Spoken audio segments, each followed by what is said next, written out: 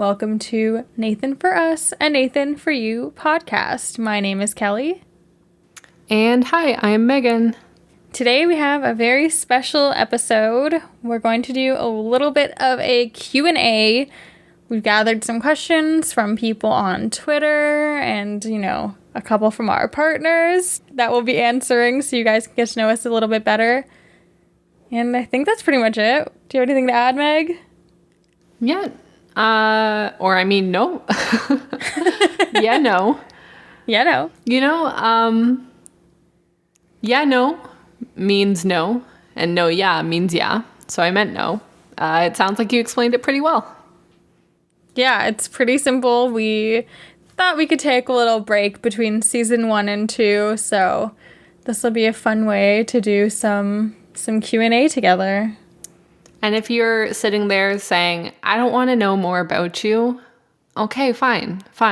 We'll see you next week. But, I mean, aren't you a little curious who we are? Listen, some of these questions are pretty fun. You might even learn something. Yeah, a lot of them have to do with Nathan for You.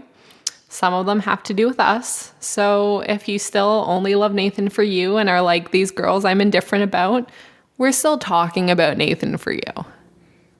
Yeah, we'll bring it all back. We'll make some connections. Don't worry. So how do you want to get started? Why don't we start with a softball, which is how do we know each other? Do you want me to explain? Yeah, you can go right ahead. So Kelly and I met at Canada's Wonderland, which is a theme park in Ontario. And we both worked there as lifeguards. And after we spent like a summer together, mainly partying and hanging out, we were pretty close. But I think what really made us best friends was the fact that we went to school really close to each other. So the two universities that we went to are essentially down the street from one another. And so while at university, Kelly was at a sorority and she invited me out to some parties. And she introduced me to a guy who I started seeing who was in a frat that she would hang out with a lot. So at that point, our friend groups just kind of became one big group and we hung out essentially every day. And then we lived together in university for a little while as well. And yeah, we've just been the bestest of buds ever since. Yeah, I feel like for anyone who's worked as a lifeguard especially, it's a very weird camaraderie that you feel, especially when you're in high school. I feel like, you have this summer job where you're working kind of crazy hours, so you just automatically become friends with all of your coworkers. And I believe that was would have been grade 11 that we met, right? I started working at Wonderland in grade 11, but I don't think I met you the first year I was there. I think I met you the second or third year that I was working there. Oh yeah, probably. But yeah, so we pretty much soon after that went to school, and I would definitely agree. I feel like when we were at school is really when we got to know each other super well and became really close friends. When we lived together, that was just a whole other situation. Yeah, and the thing about Canada's Wonderland is so you're working at this theme park that people are driving into from all different towns in the GTA, which is the Greater Toronto Area. So I was living in Markham, so I'm driving half an hour, 40 minutes into work every day. One of the great things about being a lifeguard at Wonderland is that you get good hours. So if you're looking for a job where you're getting substantial summer hours, here you're really there all day throughout the water park. Whereas a lot of other lifeguarding jobs that I've been at, I'll do a 2-hour shift in the morning watching lanes swim, a 2-hour shift in the afternoon when it's open pool. And then maybe there's a camp one day where you get a few extra hours, but it's really sporadic. Whereas at Wonderland, you'd be there all the time and you'd work there 6 days a week. Because how it worked is you needed to get trained at the beginning to be able to be a lifeguard on all these rides. So Canada's Wonderland is in Canada, but it is now owned by an American company, which means that when you get hired as a lifeguard, you need to do 2 weeks of training where you get taught the American way of life saving as well as the Canadian way. And then because of that training you need to do at the beginning, if anybody is fired or quits, you don't have a replacement for them. So as the summer goes on and people leave for school, or maybe they don't love the job, you're just seeing the same people all day, every day. And at the end of the day, you're like in your bathing suit, you're not looking your best, you're just like kind of salty, and you've been in the sun all day, you're covered in sunblock. And so the whole water park closes a few hours before the rest of Wonderland. So because of that, instead of having to drive home, shower, get ready, and go and meet other friends, you would just kind of say, oh, well, why don't we all just go dinner together? So I think it's one of the jobs where immediately after work, we would just keep hanging out with almost everyone who worked at the water park, which is a really big group of people. There'd be like 40 of us going to dinner a lot of nights, or going to someone's house because their parents were away. Like just this really large group of people just hung out constantly for multiple summers in a row. So you kind of knew everyone that you worked with and would just spend a ton of time with them.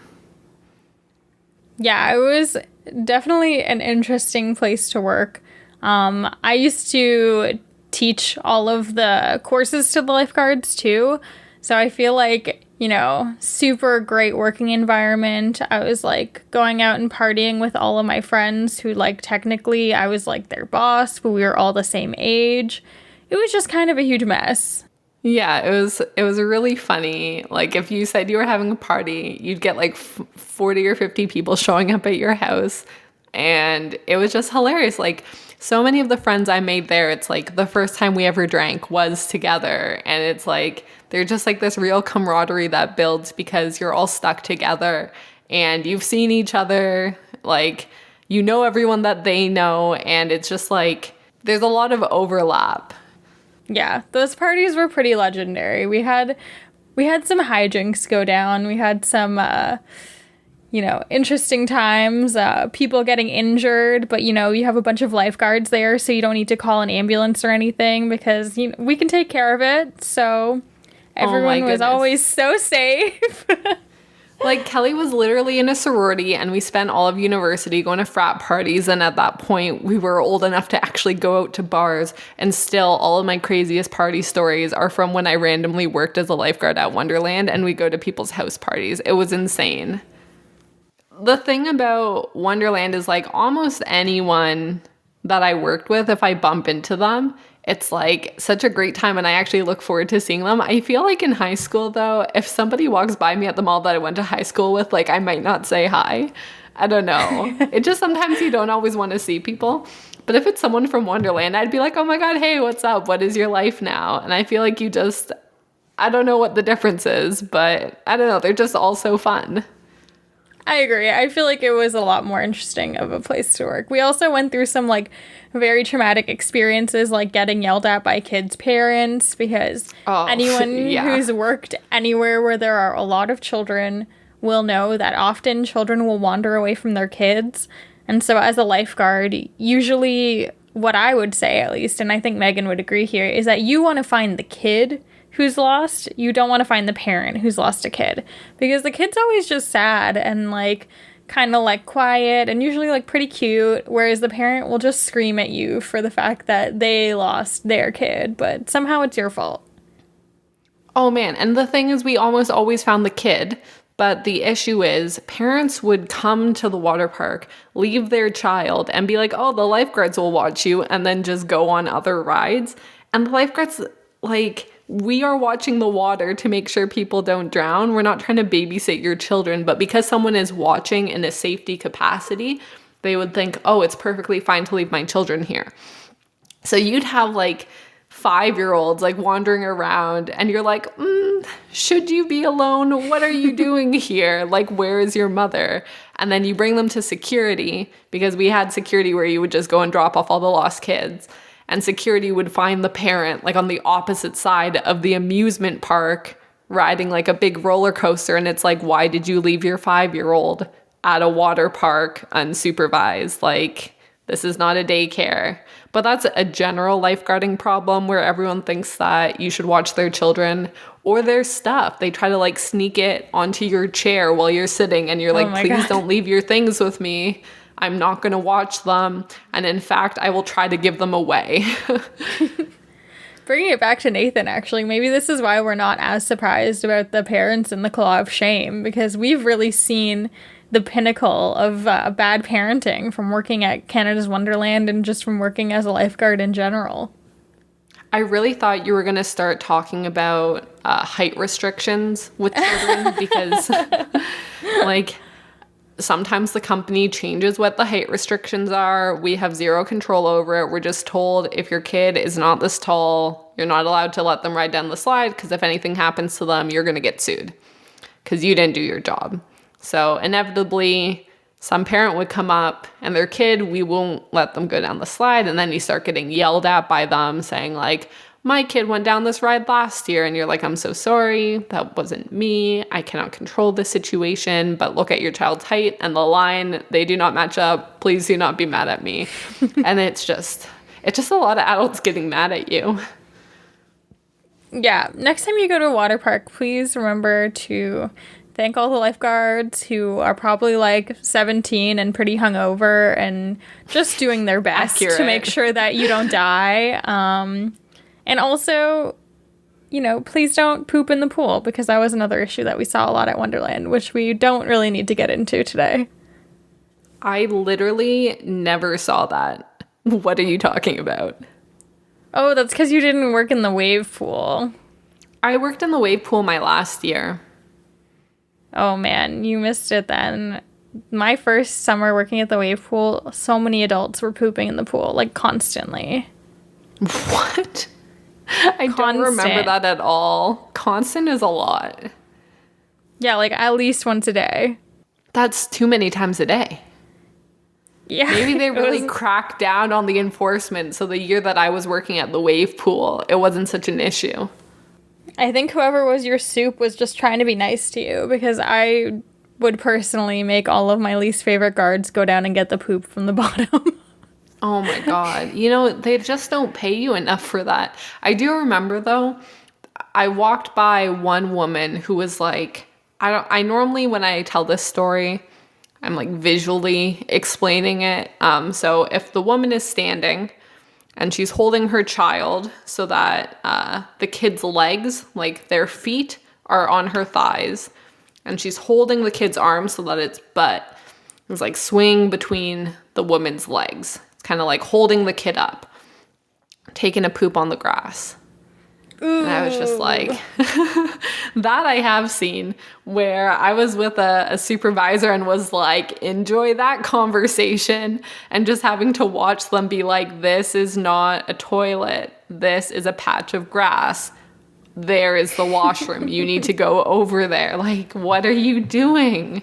There is a lot of, you need to use the correct area to use the washroom, not all of the park. Yeah, a lot of please don't go to the washroom here, and also a lot of please don't make a baby here, which was another problem. Yeah. All right. Okay, we'll move on from those stories.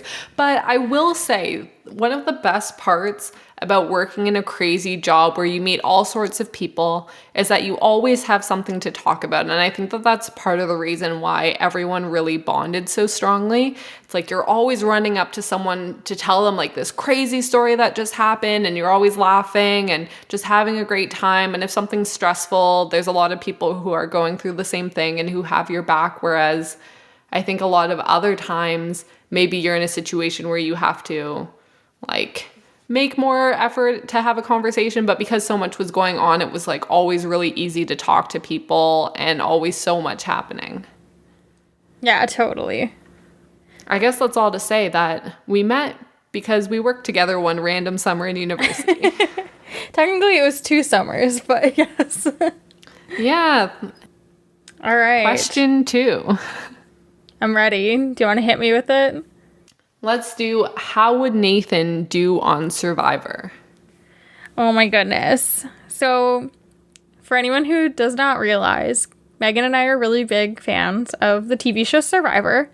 Yes, it's still on the air. And well, during COVID it's not, but aside from this, It is. Yes, it is currently filming a new season. season 41, if anyone's counting. So I thought about this quite a bit, and if you're not a Survivor fan, maybe like fast forward a couple minutes because you're going to be pretty confused by a lot of words that I'm about to say.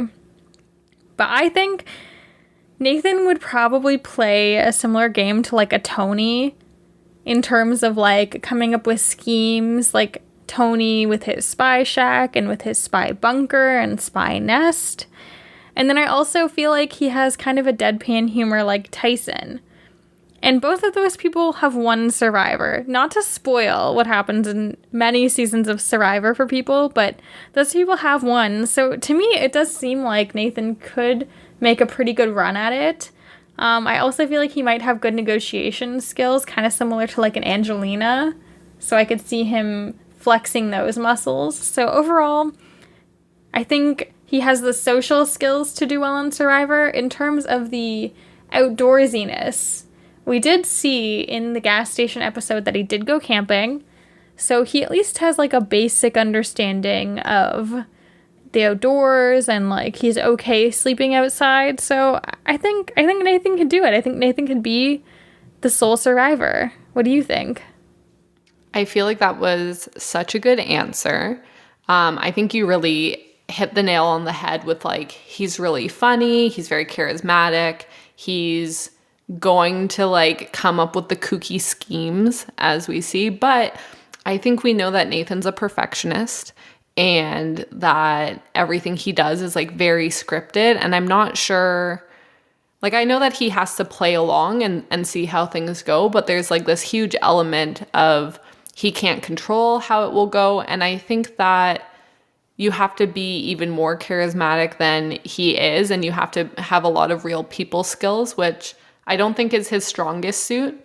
And also, I think the physical challenges he would struggle at. So, what? Especially, yeah, so I think at the beginning, especially, we see that a lot of tribes go through picking off the weakest players physically. So, you know, a lot of small girls who are perceived to be physically weak get sent home. Nathan's quite skinny. You know, I don't think he's the most athletic person. And so I think that as long as he can get through the first few weeks, I feel like he'd be really, really good after the merge. It's his pre-merge game that I would be concerned about, because you really need to bring a lot of building the shelter, foraging for food, being strong in challenges, all of those critical survival skills of like hunting, foraging, gathering, building, that I don't think he would excel at, even though we did see him walk up the mountain for the rebate. But I do agree that after the merge, I think he'd be great. Yeah, I could see that, maybe him getting picked off at the beginning if he's not able to make friends. We have seen him get rejected a lot, though, so yeah, maybe he would just need to form a really good alliance with someone right at the beginning. Yeah, I think if he can make it through being the first boot, which I think he's someone who would typically fall into that category of being awkward and not super athletic looking. I think if he can get through that and let people meet him and talk to him and see his personality and kind of understand his vibe, that after the merge, they would really underestimate him and he'd still be able to make really good alliances and come up with interesting plans of how he can work and negotiate with people. I think he'd find a creative way to use an advantage or to utilize an idol in a non-traditional way. Yeah, I also would pay really good money to see him interact with Jeff Probst, who is the host of Survivor, for anyone who's unaware. Because Probst makes a lot of, you know, very ballsy jokes. He just talks about balls a lot, is what I'm trying to say. This is true. Nathan would know how not to laugh. Yeah, Nathan would crush it not laughing, and I would just like to see him and Jeff Probst have some nice banter back and forth. Perhaps he would ask Probst to call him Fielder, which would be pretty funny. That would be nice. He would definitely get a Fielder. Also, he's able to have such a strong level of concentration, training himself not to laugh. He might really be able to nail some of those endurance challenges. Oh man, yeah. Wow. This would be great. We need also, this. with his straight face, he might be a great liar. Although he didn't necessarily pass the lie detector test. Luckily, there would not be a lie detector on the island. No. Do we think he would get into a showman's? No. I love you. But I'd love to see it again. Again. Okay, question 2. What is your favorite animal fact? Hummingbirds and whales excluded. So, do you know the True Facts videos that were really popular a few years ago, but they're still around today? I do not, but I assume you're going to tell me about them. So my favorite video from the series is the one with the mantis shrimp. I highly recommend looking it up. It's like this crazy looking multicolored shrimp. It's got these eyes that can go every direction, and it sees like way more than human eyes can. But the best fact about the mantis shrimp is that it has the fastest punch in the world with the same acceleration as a .22 caliber bullet. So this tiny little shrimp with this like crazy punch, and it has 1,500 Newton tons of force behind that punch, which is just insane. Oh my god. So I looked up a picture of this shrimp, which was a mistake because I haven't really talked about this ever. I like really hate shrimp. I formerly was allergic to shellfish, so I like was never really exposed to shellfish for like most of my life. I only found out that I wasn't allergic to it anymore once I became an adult, maybe like 3 years ago. And shrimp have always scared me so much because they look like aliens, but not the cool kind of aliens. They just look very creepy crawly, and I don't like their little everything. So anyway, the mantis shrimp grosses me out. They look like delicious aliens. Ugh. I'm so grossed out. But and now that I know that this shrimp can punch me like a bullet, I am even more terrified of it. Yeah, this shrimp in particular is really, really crazy. Like the facts about this shrimp just go on and on. It's like what happens when you look at like the bottom of the ocean and there's just like insane things down there. Yeah. Not for me. Not for me. Can you eat this shrimp? Is this like an edible shrimp, or is this just like a hobby shrimp? I assume that all shrimp are edible shrimp, but it's not like I've ever seen it on a menu. Okay. I think they're just like really deep in the ocean, and they just do like wild things down there, and we just like look in awe and would be too afraid to go try to catch these shrimp. They would just punch you real hard, real fast. Oh gosh. My nightmare. Do you have a good animal fact? Yeah, mine is not as exciting, but my favorite animal fact is about lemurs. And it's that a group of lemurs is called a conspiracy. Oh, that is a lovely fact. And I love lemurs because who didn't watch Zaboomafoo growing up? Yeah, I love lemurs, and I think it's so funny that they're a conspiracy. Usually it's a group of like 15 to 20 of them, and they're slippery little bastards who plot and plan against other animals that are trying to eat them. So honestly, they're kind of like Nathan. Yeah, all the Nathan clones. They are a conspiracy. Yeah, I love a good conspiracy of lemurs. That's great. I love that fact. Do you want to do our next set of questions from definitely not Kelly's fiance? Sure. We'll read some questions that are probably not from Colin. So, which season 1 plan do you think is the least feasible, and how would you turn it into something realistic while still fitting into the general idea? This is tough. Yeah, this one is pretty tough. I have one answer, but I'd be open to talking through a few until we figure out the exact right fit. Yeah, I think the one that comes to mind for me is kind of the clothing store. Okay. Obviously, as it's presented in the episode where you just let hot people steal, I don't think that that's necessarily super feasible for a store, but I do think it does kind of exist with influencer culture. Like, isn't that essentially what you do when you're sending influencers clothes? Like, isn't that what Alo Yoga's doing and like Fabletics and all of these places?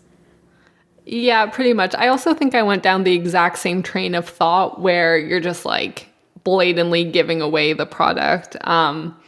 But I went with Burger Joint, just thinking about it now, where, I mean, Nathan lost $6,000 in a day. That's just not feasible.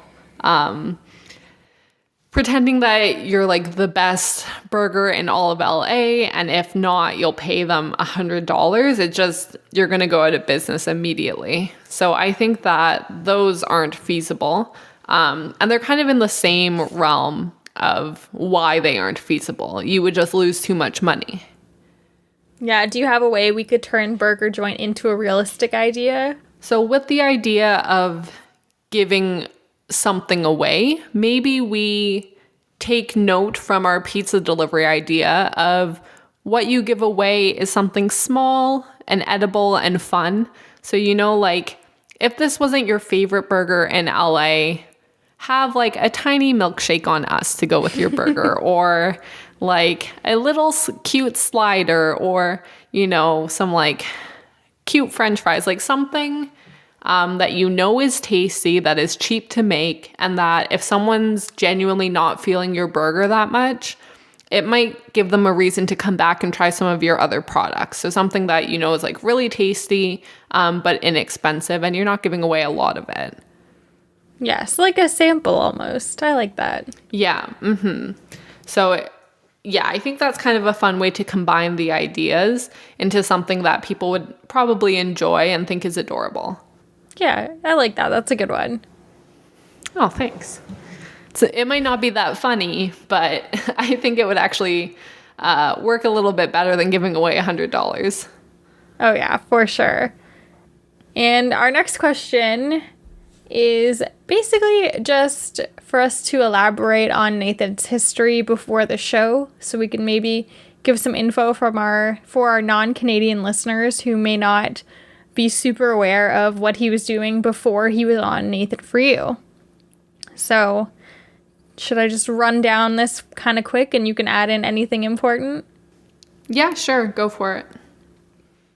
So, we know he went to one of Canada's best business schools and graduated from really good grades. So, Nathan did go to school in Victoria, BC. He has a Bachelor of Commerce, and then he also moved to Toronto and did a comedy program.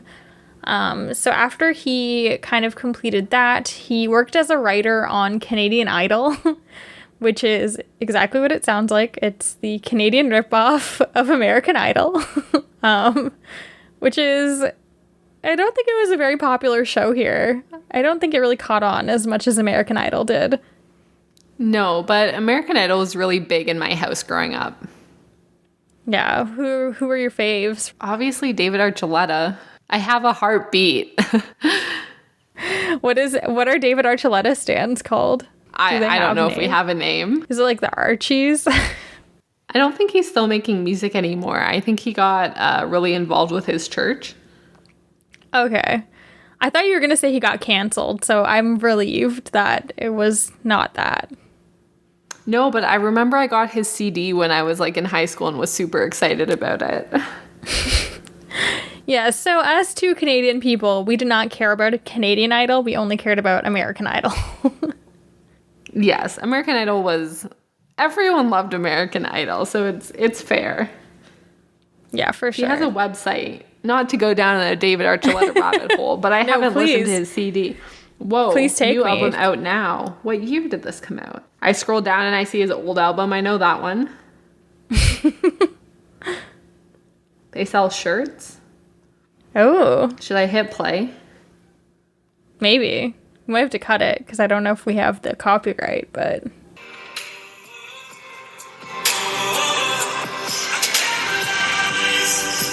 So groovy. I'm going to pull up his one actual song that you'll be like, oh, that guy. Oh, I remember David Archuleta. I think Crush was his song, right? Yeah, that's the song I was going to pull up. It's a classic. Yeah. I loved him. Yes. Oh, I know. Trust me. Yeah, we had, oh gosh, I forget all their names, but one of them was recently on The Masked Singer, right? Daughtry? Yeah, Chris Daughtry. Yeah, Chris Daughtry. He was really talented. He was very good. But anyway, Nathan did Canadian Idol, and I remember reading, I think it was a Reddit post I feel like I always take us completely off track, and then I'll be like, oh no, we need to get on track. So I both keep us off track and on track. You're bringing us back. By my it's own fine. fault.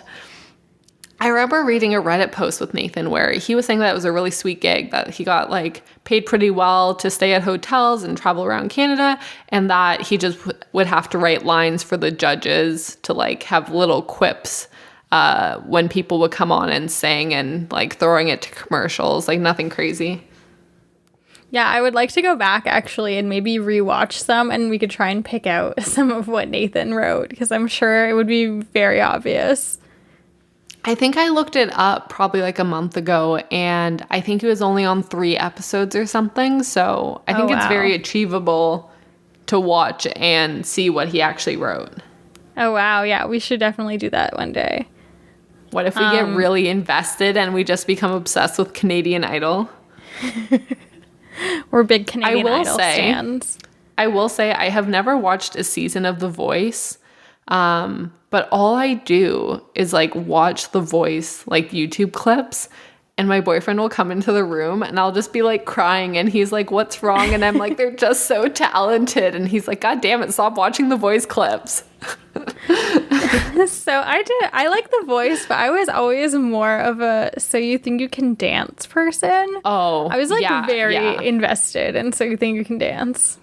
I feel like So You Think You Can Dance was like when we were in high school, and The Voice is far more recent. But I also loved So You Think You Could Dance. That was a great show. Yeah, sometimes Not to I like really go down a rabbit hole. Sometimes I rewatch old clips and also cry. So I know some when deep dark secrets. When they get so emotional about doing well, and they're like kind of crying, and the judges are like so proud. I'm so happy for them. I love watching people just do well. I can't remember where it was. I was watching someone talk about how they cry sometimes watching like awards shows, and they're like, all I can think about is like how proud their parents must be, and it makes me cry. And ever since I watched that, I'm like, oh my God, that's why I get like that. Yeah, and then they always show like the parents like slightly off stage or in the audience just like being so proud. Yeah. Yes, so after being on Canadian Idol as a writer, Nathan went on to be a part of a TV show here in Canada called This Hour Has 22 Minutes. And it's kind of like a political satire show that a ton of different Canadian comedians have been on. And Nathan had kind of like small segments. One that he did a lot was Nathan on Your Side, which is where we got our little ending sign off from. But he was kind of just on every once in a while. He wasn't like a main character. Yeah, so if you're ever missing Nathan For You episodes, since there aren't any new ones coming out, look up This Hour Has 22 Minutes, Nathan on Your Side, and you can get many clips of Nathan being awkward with other people as well. Yeah, and there were some fun people who were on This Hour 22 Minutes too, like Rick Mercer, who is a very fun Canadian comedian, Colin Mockery, who, if you are a big Whose Line Is It Anyway fan, you will be familiar with him. Anyways, so fun show. Definitely look it up. You might not get all of the Canadian political references, but, you know, you'll still be able to get the flavor if you just look up Nathan's parts. Yeah. But yeah, that was kind of the main stuff that he was in. He was on the writing team a little bit for Important Things with Dimitri Martin. He was on an episode of Bob's Burgers. He worked with H. John Benjamin, who is famously in the interview section in season 1. And he was on an episode of Drunk History. But for the most part, he's, I think, best known for Nathan For You. And he is now currently writing a new comedy series called The Curse with the Safdie brothers, which I'm very excited about. Yeah, that's going to be so good. I'm so excited. Yeah, and he also did help produce the show How To with John Wilson, which I would definitely recommend checking out if you haven't watched it yet. It's only like 6 episodes. It's very interesting. It's very weird. Full warning that there is some mega, like, full frontal nudity in one of the episodes that I was personally not expecting. So probably don't watch it with your parents. That's Nathan in a nutshell. So our next question is, there has been a lot of talk of bad boys. Can each of you describe the baddest thing your significant other has ever done? Wow.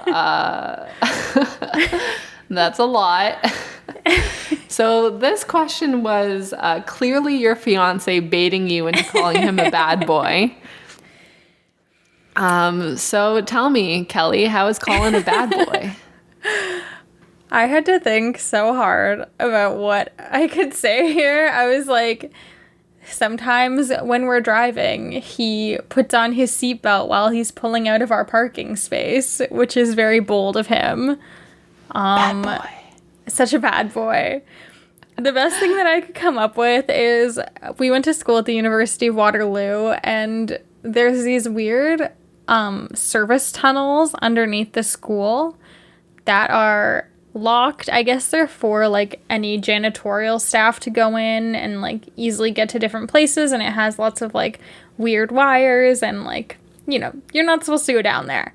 But for whatever reason, it was a big thing that people used to always like go break into the tunnels in the middle of the night. So we both have broken into the University of Waterloo underground tunnels. So it's kind of that sounds bad boy so move. Spooky. That is pretty bad boy. That's pretty spooky. There's nothing cool down there, though. Like, it was fully just to say you've been down there. Maybe worth it. Yeah, apparently if you get caught down there, you get expelled also. But I don't know if that's true. I feel like that's a rumor. We'll never know. How about you? What is a bad boy move that Connor's done? So my boyfriend is pretty laced up. He's an engineer and he studied astrophysics, so he, I don't know, loves space. So bad boy. But he also loves to hike, and he kind of goes on a lot of like solo adventures. So, for example, we both worked at a mountain resort in BC for a summer, and that's how we met. And I worked there as a lifeguard, so I guess I've met a lot of the people that matter to me in my life because of a summer job, which is pretty great. But he actually hitchhiked across Canada to get that job. So he's from Aurelia, so he started in his hometown, and he just was like, I'm going to hitchhike to get there, which is not something I would ever think to do. And so he like grabbed a guitar. Ironically, he cannot play guitar, and he thought that he plays a lot of instruments. He was in like his university band, but he never played guitar. He just thought it would make him look much friendlier, which is kind of hilarious. So he like held his guitar and a little sign, and almost immediately someone had picked him up, saying that they were going to Alberta, which is where he wanted to go, because he spent a month working on a ranch before coming to the mountain resort that he met me at. And so, yeah, one of the first people that pulled up was driving straight there. And he was like, you know what? No, I was kind of hoping that this would be a little bit more difficult and a bit more of adventure. So like take me for a few hours, but I'm going to try to find some other rides as well, and like take some stops and have to like sleep on the side of the road and do weirder stuff than just finding the first ride that'll take me there. And he told me that, and I was like, what do you mean you said no? So that's something like kind of risky that I wouldn't have done. I guess it's also cool that he worked at a ranch for a month. He was like a tree planter for a while. Kind of all of his jobs before becoming an engineer are a little bit more out there and adventurous. He's just like very trusting of people, and is always like happy to go like with whoever to go do whatever. And just like always tries to have a good time. Yeah, I would never hitchhike. That sounds terrifying. No, definitely not. Yeah, absolutely not. There we go. the baddest boys around, our two bad boys. significant others. He did go on a hike, and the mountain resort that we worked at, there were bears on some of the hikes. So I had only known him for a few months at that point, and I knew he was going on this longer hike overnight. And I kept being like, you really need to take bear spray. And I finally like forced him to take it and pack it, but he was like prepared to not take it, which is kind of a bad boy move. Too dangerous for me. Yeah, too dangerous for me too. I was like, we've only been seeing each other for a little bit, but I am going to force you to take this bear spray with you. And it's not negotiable. All right, we did get some questions from our pal Navi. So, question 1. Which one of Nathan's ideas would be the most viable for an actual independent business plan? I guess we kind of already went over that.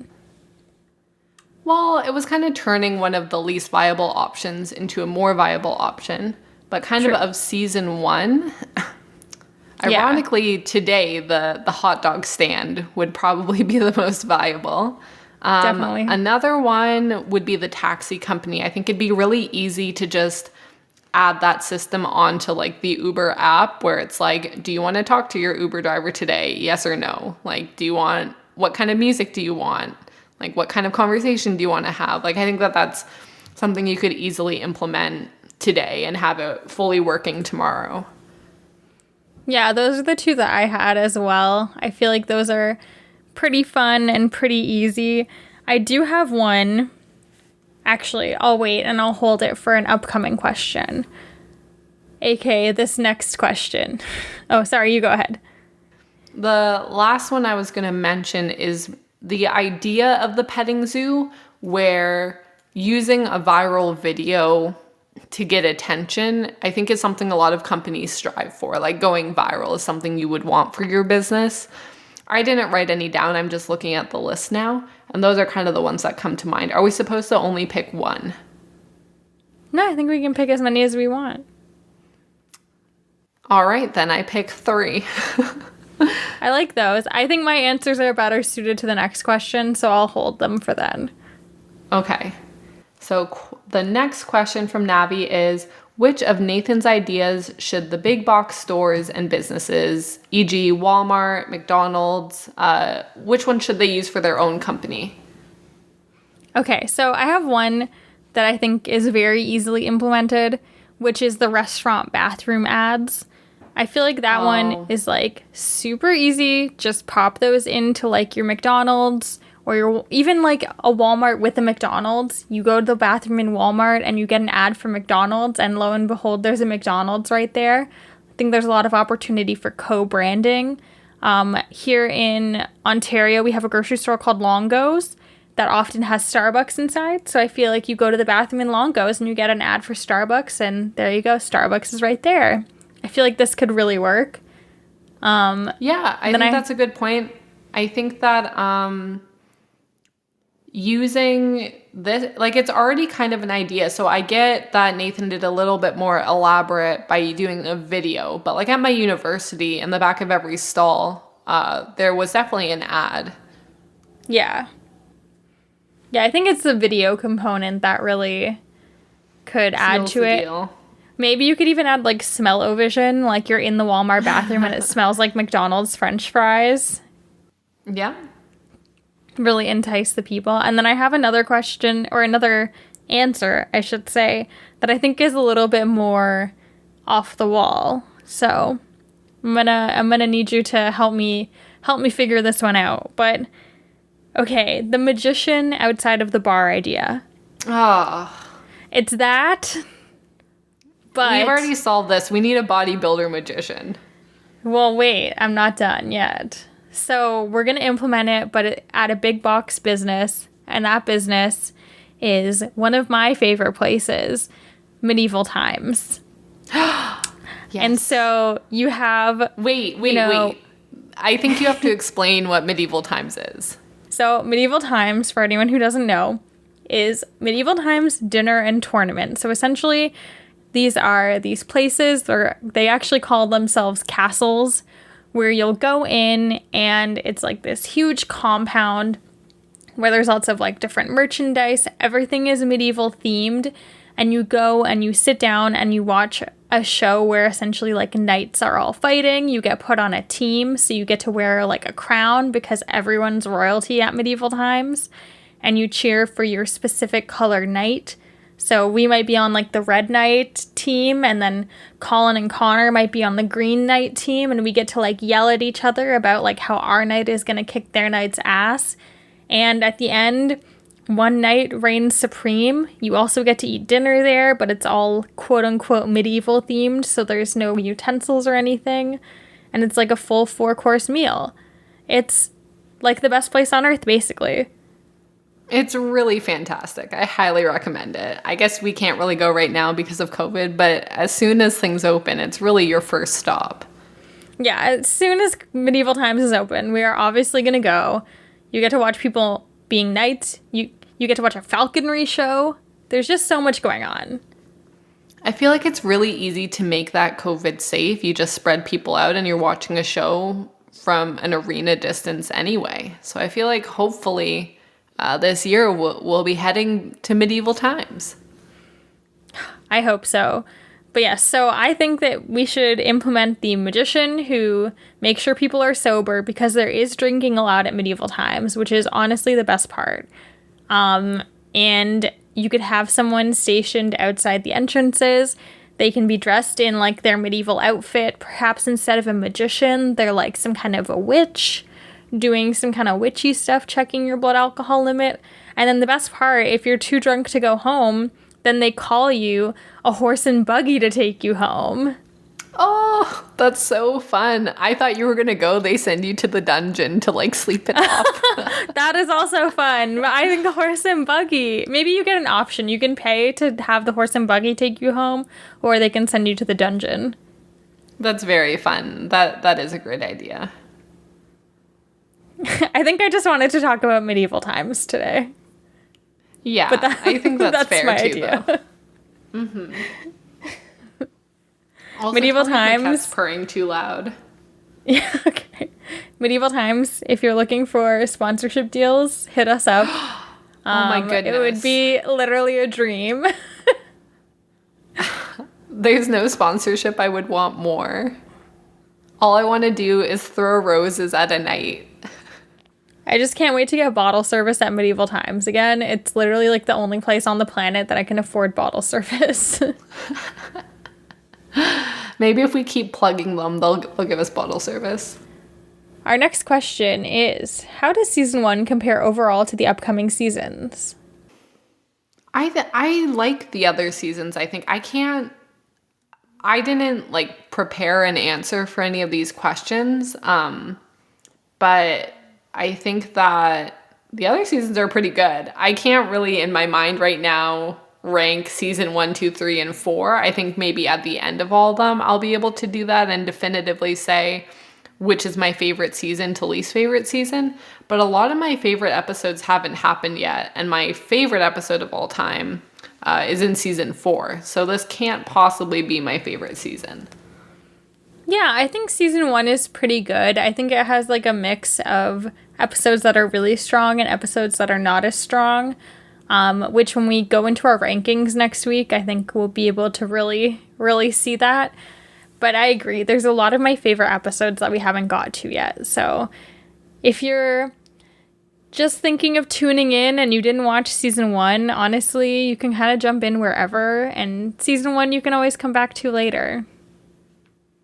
Yeah, I'm really excited to get to season 2 and to remember which specific episodes are in season 2 because I haven't looked ahead.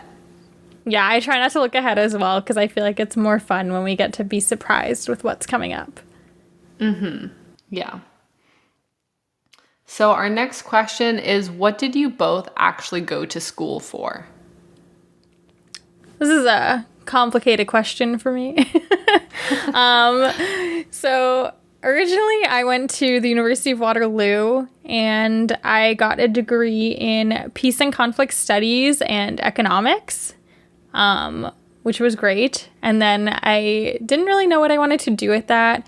and I was kind of more interested in going into like kind of health education and kind of more of like a science-y role. So I went back to school, and I also have a degree in public health from Ryerson University in Toronto. Yeah, so I went to Laurier, which is the university down the street from Waterloo. So thankfully, they were very close to each other. And I went for communications. So I work in marketing. I'm the marketing manager at a Toronto brewery. And yeah, it's been really fun. And yeah, mine is a lot less complicated than Kelly's. I do marketing. Yeah, if you're a Toronto listener,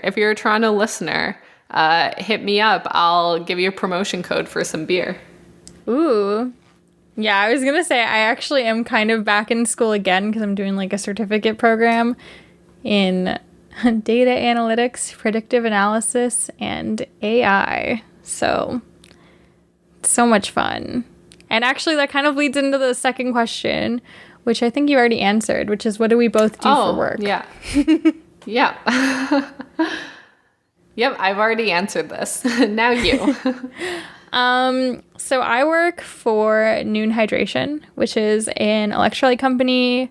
We make sports drinks essentially that are for outdoorsy, sporty occasions, and we make a whole slew of other products as well. So yeah, it's a really fun job. I get to travel a lot. I am the sales manager for all of Eastern Canada. Before that, I did field marketing for the same company. So yeah, my job involves going to a lot of like running events and a lot of cycling events, going to a lot of really fun like natural food expos and talking to like active people, which is something that I'm pretty passionate about. So yeah, it's a fun job. Do you have any random jobs along the way? Like other than Wonderland, I don't really know what other jobs you've had. Oh my gosh. I feel like if you bring them up, I'll probably remember. I know you briefly worked at a fertility clinic. Yeah, I actually do have, now that I think about it, I have some pretty weird jobs. So when I went to Waterloo, I was in the co-op program as well. So essentially what that means is that I would do 4 months of schooling, and then I would do 4 months at a work placement. And you just kind of like switch back and forth. So I had like a whole bunch of different jobs through co-op. I worked as like the help desk for the computer science school at Waterloo, which like is insane. I'm so not qualified to be the help desk for all of these PhD computer science students. It was so stupid, but it was kind of fun. I worked at Manulife Financial for a bit. I worked in strategic planning for the municipal government, for 2 different municipal governments. I've worked as a student public health inspector. So I used to go into restaurants and make sure that they were like up to public health codes, which is exactly as disgusting as you would imagine it can get. And yeah, I also worked at a fertility clinic for a bit, which was also kind of a very interesting job. Yeah, those are pretty fun. My personal favorite of yours is lifeguard at Canada's Wonderland. Yes. But yeah, I feel like my jobs are also pretty all over the place. I like just throughout university and high school, I was mainly a lifeguard. And then I also worked in some random like waitressing jobs. I worked at Shoeless Joe's as a waitress. I worked at Smokes Poutine, which was wild. It was really funny, especially in a university town where you just get like lineups of really drunk people at all hours of the day who like are so happy to get poutine. So it was one of the jobs where almost everyone who showed up like adored you and thought you were great and doing a really good job. So that was really nice. And then after I graduated university, I was the marketing manager at a small gym in Kingston. And then I started working at an escape room company. So I worked there designing the games and being the operations coordinator for a few years. And then I worked for a Microsoft partner, again, for a few years doing marketing. And now I work at the brewery doing marketing. It's a little all over the place, especially the random left turn into escape rooms. But yeah, it's been fun. I feel like everyone has that, though. You gotta just, like, go off and do something weird. Yeah, add some spice to the resume. And the next question actually is fun. I feel like we can kind of answer this together because I think our dream would be to do this together. But if you could run a small business, what would it be? Yeah, I think a lot of our conversations, like every few months, will be like, we should probably just quit our jobs and go start a business together. And, you know, we have a lot of different interests and a lot of them line up. I think you and I are both really passionate about food and cooking. And so kind of a cafe type of thing has always been at the forefront of our minds. Being in escape rooms, like a board game cafe or like something like that where there's like an interesting component is something we've chatted about. We both love to cycle, so we've talked about, you know, having a spin studio. But I think if there's a space where you could host lots of different events, like a cafe that does like open mic nights or like different craft workshops that has like really interesting food and coffee and craft beer, I think that would be super fun and kind of up our alley. Yeah, for sure. Megan is very good at like making really fun like vintage things look new and beautiful again. So I feel like, you know, you'd be great at running workshops there. You're so good at forgot. it. I was like, what are you talking about? Yeah. Yeah, I completely forgot. Yeah, I randomly like have inherited a lot of old furniture that would have been thrown out from my grandparents' house, and so my boyfriend and I have just fixed up a lot of it, and it's just like the pieces we have in our house, and so that's been really fun. But it's also something kind of anyone could do with minimal training, and you know, especially during quarantine, if you're looking around your living space right now and you see maybe a little bit of an out of date piece of furniture that you'd like to try it out in a new color, like so achievable, very fun, doesn't cost that much, and like really fulfilling. Yeah. So, I definitely think crafting workshops would be fun. Yeah, I feel like in the future we could definitely do this eventually. We just gotta nail down a really up specific a little bit. thing. Yeah, I feel like in any of our discussions we're like, let's do everything because they all sound fun, and it would be heartbreaking to part from any of these ideas. But yeah, I think especially if you pick something that you're passionate about, it's easy to keep working and to do the long hours because it doesn't feel like work, and making a community that people love and want to visit again and again would be something that's just really fulfilling. Yeah, someday. Yeah, someday. Toronto, we couldn't afford it, but we talk about some other places in Canada that we certainly could. Yeah, we talk about moving like once a week, so we'll see. Yeah. Okay. So another question, and this one says, would you sign up your hypothetical kids to be in the audience for the claw escape if it meant you could go on a Quiznos date with Nathan Fielder? This one's quite specific. Very specific question here. Yeah, so in this hypothetical one, we have kids. We have the chance to be in the audience, and I'm assuming that we're single because at this point we are hoping for a Quiznos date with Nathan Fielder. Yes, there's a lot of variables here. So you have to be okay with going on a date with someone who would potentially expose themselves to your children. Well, well, we did read in his Reddit AMA that no, he was never actually going to expose himself. They were going to make sure he could get out. So knowing that there was very little risk, for $100, do I still get the $100 or do I only get the date? I think you can still get the $100. Okay. Is the Quiznos date? Am I paying or is Nathan paying? Are we going half? I think Quiznos is paying because they are a product placement. Okay, you know you're not convincing me I shouldn't do it. I'm not trying to. I'd be a solid maybe. I'd be a hell yes offhand. I feel like we'd vibe really well. I don't know. The fact that he's a magician, I really like. True.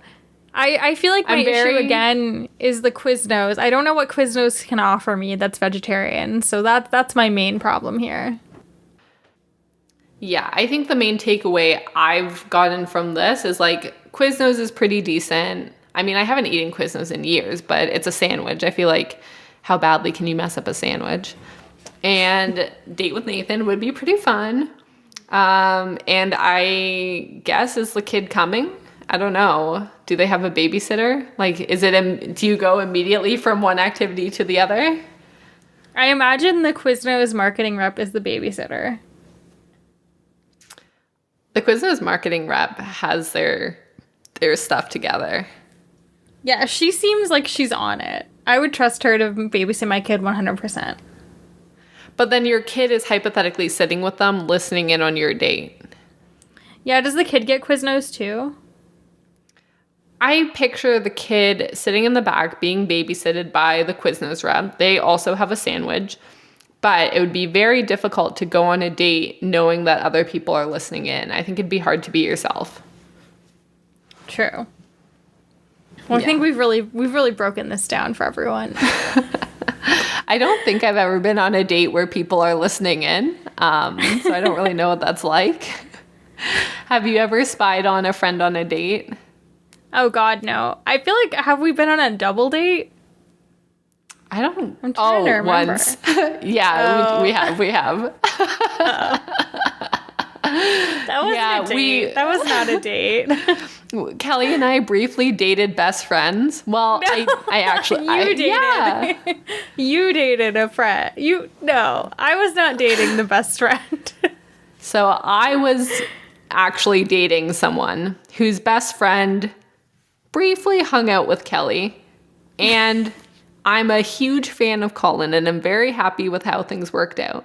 But for a very brief moment of time, we were like, we could be dating best friends, and that would be very fun to all be dating people who got along really well. And so it was, I don't want to say it was the dream, but it was pretty cool for like 2 days. It was pretty fun for, maybe it was more than 2 days, but yeah, it was pretty fun for a time. We basically lived together before we lived together. The food was great when we went. No one asked. Where did we go? Bauer Kitchen. Oh. I remember because I got the short rib gnocchi. The short rib gnocchi is like the best dish thing ever. Yeah. Again, she's a vegetarian now. She wasn't then. Don't come for her. Yeah, this was like 7 years ago at this point, so... I've really perfected making short rib offhand, short rib ragu. Oh, man. I can't serve it to you, but maybe I'll make it for Colin one day. Yeah, send it maybe over. I'll make you a mushroom ragu. Ooh, yes, I'd be very down. Okay. I'll bring over some wine because we are getting a wine cellar. Wow. I'm not good enough to drink whatever nice wine you have. Don't bring me nice wine. Too bad. I'm gonna do it anyway. That sounded like such a threat. I know. Oh my God. Okay. So I was telling Kelly before this, and inevitably this will get cut, but maybe not. I was on the phone with someone at the bank because today is the last day to contribute to your RRSP. If you're listening to this, it is no longer that date. You cannot contribute to it anymore. If you're listening to this, yesterday was the last day you could contribute to your RRSP. I did it. I'm adulting so hard. Yay for me. Now, the woman at the bank who I was speaking to, her computer shut off, but I was on hold. And so somehow, like, I thought that I was just on hold, but I guess they have access to the phone lines through their computer. So her computer turned off, turned back on. So I thought I was on hold. And all I heard was this literal whisper being like, "Get out of my way." And then she came back on the line. And I like lost my mind. I was like, holy shit, what is happening? It was so scary. And then this woman named Karen was just like, hey, sorry, who is this? I think I lost you. And I'm like, oh, hi, I'm Megan. And she's like, oh, good, Megan, you're still on the phone. So I'm so sorry, my computer turned off. I'm glad I didn't lose you. And I was like, what is happening on that end of the phone? That's so creepy. It was so spooky. It was so scary. And I just didn't acknowledge it. Get out of my way. What could that mean? It was so weird. And it didn't sound like Karen's voice. Oh my God. It was so spooky. I didn't say this to anyone. Connor came down stairs later and I said nothing. I was like, this is too spooky. I'm concerned. Do we need to do like an exorcism to your phone? Yes. Yeah. We're gonna get to that episode really shortly, so. I mean, I feel like I'm out of most people's way. I'm just like hanging at my house. I just don't go. I'm not in people's way. Maybe it's Connor. Well, maybe you're haunted by the ghost of Ludacris. He's like, move, bitch, get out the way. I'm so sorry, Ludacris. I will. Okay, we have one last question. And it says, will hygienic hot dog stands make a comeback in 2021? Yes, obviously. They definitely should. Yeah. I feel like the foot pedals need a bit of work, but I feel like in the hot dog episode, we did discuss this in detail because it's so timely. But yeah, I think that there is a better way to make this happen. But if you are eating street meat in 2021, you probably want to make sure that you're eating it as hygienically as possible. Yeah, they don't really talk about what happened to all the street meat vendors enough.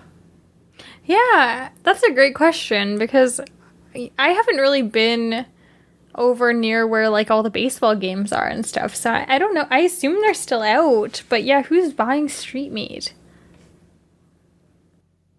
Yeah, I haven't been downtown much. I went to Kensington Market the other day and there were some places open. They just like limit who can go in and it's kind of takeout. But I didn't see any like vendors on the street selling anything. Yeah. Maybe I'll need to like take a drive tomorrow and see. Because like they're certainly not on Uber Eats. I guess that's true. Or yeah, I don't even know if there are any hot dogs on Uber Eats.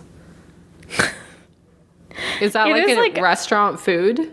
I feel like a hot dog, as we kind of discussed in the episode, you're only getting that if you're going to a baseball game or if you're like drunk coming out of the bar.